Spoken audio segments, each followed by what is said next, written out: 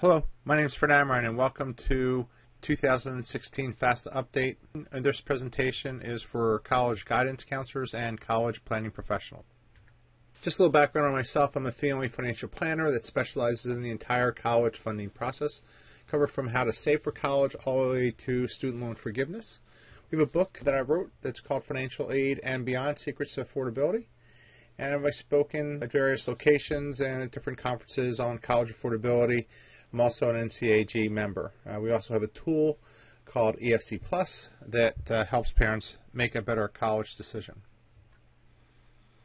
Today we're going to talk about the changes that are going to happen for 2016 and also 2017 a little bit because it will affect decisions that parents will have to make at your schools or for your clients throughout this year or before 12/31 in many cases.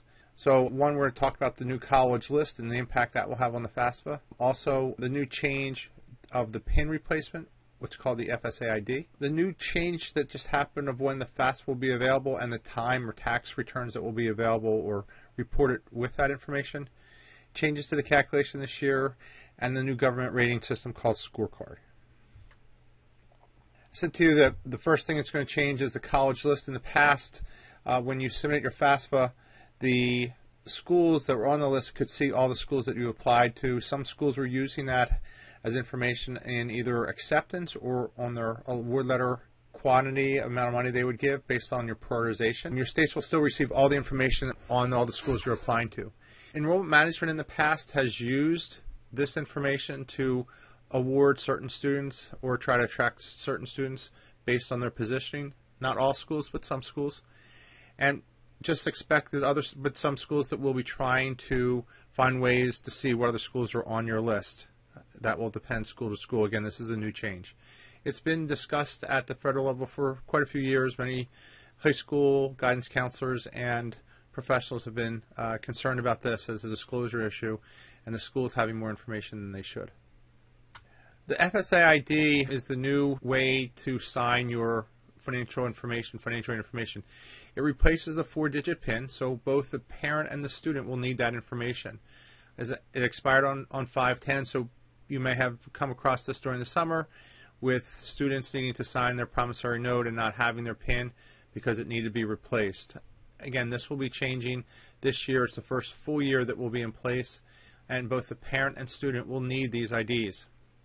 They will need it for all the federal financial aid programs. So if they wanted to see their student loans as they go through the system in outer years, to sign their FAFSA each year, to apply or sign their promissory note, they will need to see that each year. So it's very, very similar to a bank security situation in the sense that you will have both a user ID and a password. And then there's 5 questions within that to get the security. 2 are system generated, 2 are personal questions and answers that you need to ask yourself and answer. And then the fifth thing is a day that is not your birthday. So you have to have all those items in. We have a video and blog article on this. You may want to check it out. It's about 3 minutes long. It'll tell you all the things that you need to do to establish that. And it does need to be reestablished every 18 months. The password needs to be changed. I think the biggest change that happened the other day was the timing of the FAFSA. Starting 2017, the fall of 2016, but for FAFSA tax or school year 2016-17, it will be available on October 1st. It is unclear how the schools will react to this new information.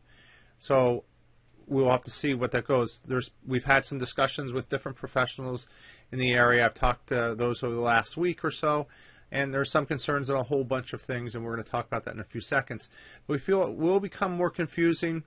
The biggest change is that we'll be using 2015 for 2 tax years, and people are calling it prior. So that's what the terminology, if you hear that out there or your parents or clients talk about it in the lingo that's being pushed out there, it's called prior. Some of the things I think will come out of this, one, the goal was for us the college application process to match the financial information that the parents had at the time of completing that. So think of it is that you just complete your taxes for 2014 and you're completing your FAFSA for your application. So they're trying to match that all up. I'm not sure if, from a business standpoint, you're going to be using 2-year-old data to give out financial awards, so I'm expecting some type of reaction from the colleges. It will probably increase the number of what's called professional judgments.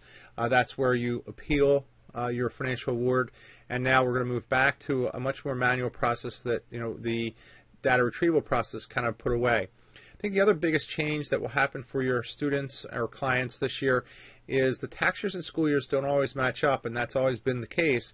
But it used to be second semester, sophomore year, first semester, junior year was the best time to make changes in your financial position. In this case now, because of this change, in this year, it now moves up to your sophomore class. So they will have to make financial adjustments in their before 12/31 of this year, and that will be the case going forward. So some advanced planning from a financial standpoint needs to occur now. Have a problem or concern that now we'll have multiple EFCs, and we already do that with schools that use the CSS profile.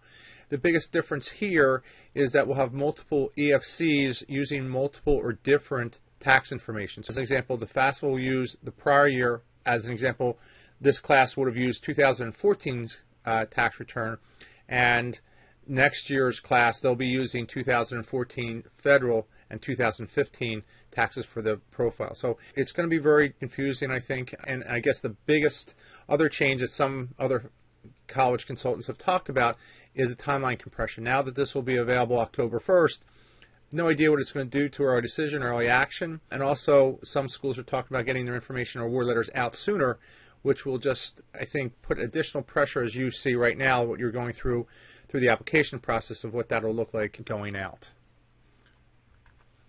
The biggest change, too, also this year is in the financial aid calculation is on the parents' allowance. That has been reduced again. We're down closer to the $30,000 range. That's dropped, almost in half over the last, say, 3-4 years. So this means the parents that are filing joint will have increased EFCs, meaning they're going to qualify for significant less financial aid. Just as an FYI, also, there was an original number where the numbers were even lower than they are now that was published in late May and June, but the error was caught and was discovered, and it was republished in August, just so you know that. Just want to talk about a few of the new ranking systems that you may come across. Money Magazine has come out with a new one. Kim Clark, who used to be at U.S. News and World Report, has left. She's been there at Money Magazine probably for 3 or 4 years now. I'm not sure exactly. But they have now come up with a new process that will look at the value of the education, the quality of the education, but also put more of a focus on the actual cost and outcome and value of the institution. So I think that's a really, really important part that modifies or changes some of the other existing ranking systems. And also the government has now issued, and which just came out this week, and we're still going through and understanding what they've done, but they have what's called the new scorecard. It's a very selective view, though. You need to be really careful as you use the data there. It really just looks at students that have student loans, and it doesn't look at the whole picture of what the outcome of the whole education is. So it's just focusing on students that had student loans. It varies significantly from the original plan. So the original plan was to use this ranking system as a way to deploy federal monies based on either feedback or push from the different colleges. That process was not implemented. And again, it's just focused on different areas, or a very selective part of the college groups.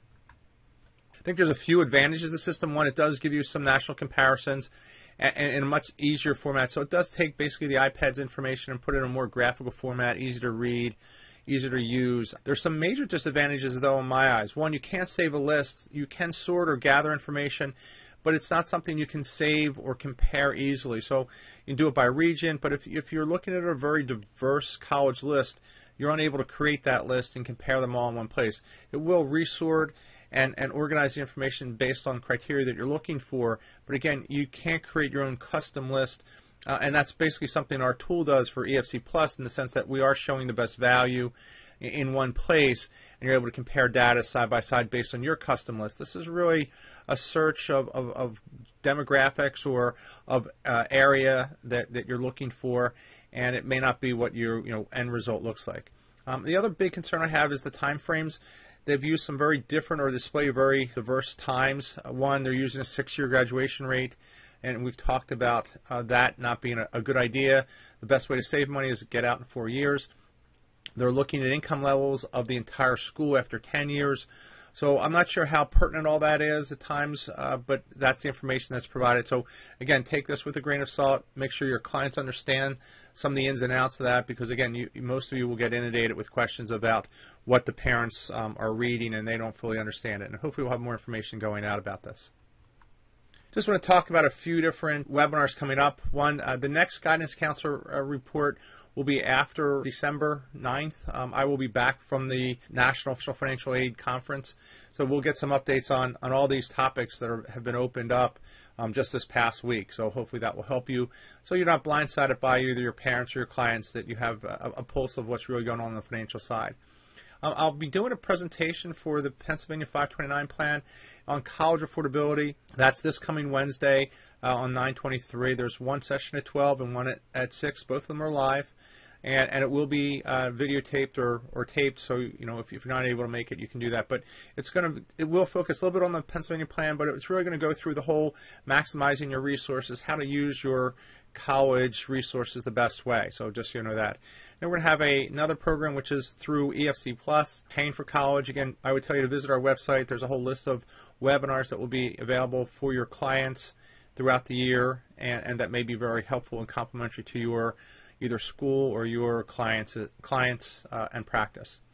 And again, we're just updating our information. Everything should be updated by October 1st or October 5th. There are our goal dates where we're updating the calculator. And again, sign up for the newsletter. That'll keep you informed. We'll be issuing a monthly newsletter on different topics that we'll be blogging about.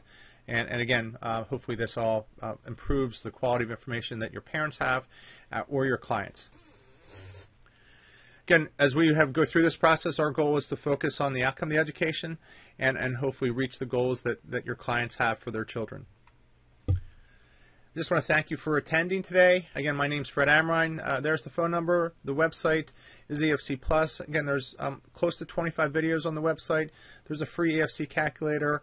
The blog will keep you up to date, and we'll be providing great content that you can feel secure with, since we don't sell any financial products, and your parents can benefit from the information we provide. Our EFC Plus calculator has been reviewed by a few of the colleges.